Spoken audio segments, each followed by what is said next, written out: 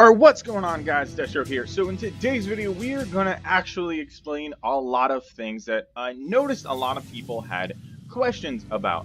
Alright, so the big thing that we're going to discuss, and we're going to jump cut in between to get into certain areas and certain places to better show these things out.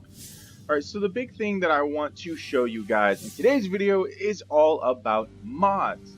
Well, we all know what the attack mods do. That is simple enough. They literally just add damage of a either certain elemental type or just kinetic base damage to make your weapons max level. But for mods that include improved handling for energy weapons, how much is the handling really improved? Improved handling for kinetic weapons, how much does it actually improve it? And what are the differences directly of the two? Alright, so we're going to jump to that, and we're going to immediately test this out so you guys can get a greater understanding, because I noticed that everyone was talking about how this, I brought it up to 304, was going to be the Mida Crusher. So as you can see here, I will put these on decently side by side. Their stats are rather similar. Through and through, Mida has more handling and a little bit faster reload, but other than that, their base ranges and stability are about the same. Although Mida is not. Mida is stable regardless. Mida just has a kinetic damage modifier. And then I also have a kinetic weapon mod for reducing recoil.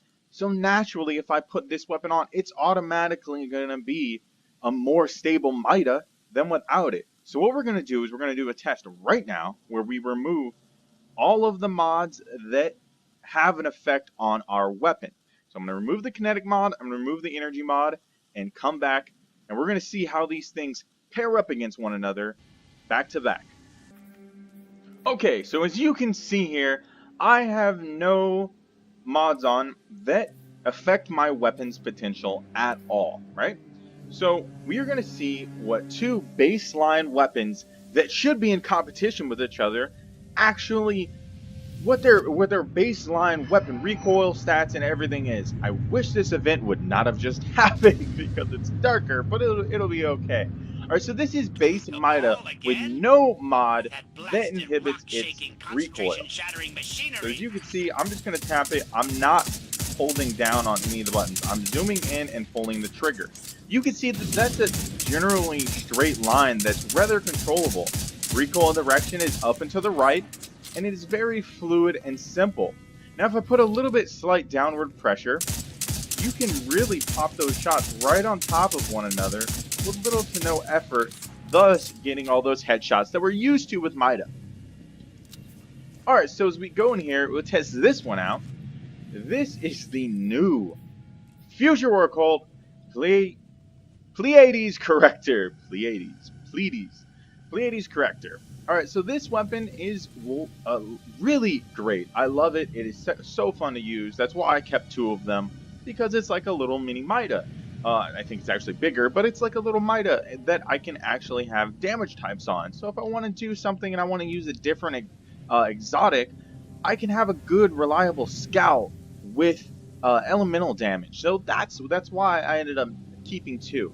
Alright, so testing this one out. Remember, no recoil mods at all, right? No recoil mods. Alright, so that is me holding down the trigger. Just like Mida, I can hit pretty damn good. I'm holding down the stick. Alright, this is just aiming in, tapping the trigger. So, just like Mida, it is pretty much the polar opposite. Instead of up and to the right, it is up and to the left. We're going to do one more test without holding it down. Up and to the left, recoil direction. But it's rare that you would ever be in a situation where you're not trying to control it. But if you're trying to control it, look how simple that is. Alright, right now we're going to switch back to our armor pieces that have both kinetic and energy weapon recoil mods. So they help it a little bit to address the recoil direction. Alright, so we're going to switch to this one. So this is the energy and kinetic. Alright, so now let's see, without holding the trigger or the right thumbstick, exactly what it does. So it literally just makes it go left completely. which is kind of disappointing. I think it also depends. So if you just click fast, right, just like you would be firing Mida, you're gonna fire fast. Um, you will get a staggered to the left, and that's very unfortunate because it's not what you want. But you can hold it and then actually get that trigger tapping a lot faster than you normally would and still be on target. And that's the thing. It enables you to tap the trigger faster without worry that it's going to make your weapon more uncontrollable. So you can tap this one just as if you would, and if you tap Mida faster, you usually get more bullet spread. Thus, you'll notice where you have to aim.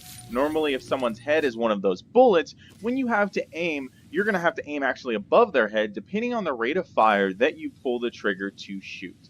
So, I would say that they definitely help a decent amount, especially if we're going to go into something, wrong weapon, if we're going to go into something like auto rifles. So here are two of the best auto rifles in the game that we're looking at right now. So we got Origin Story, which doesn't want to make bullets on this wall.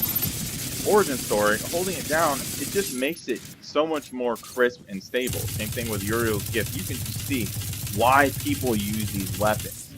So I didn't want to talk too much about these. I really wanted to bring and talk about the Pallades Corrector because it's the weapon everybody's talking about as being the Mida competition.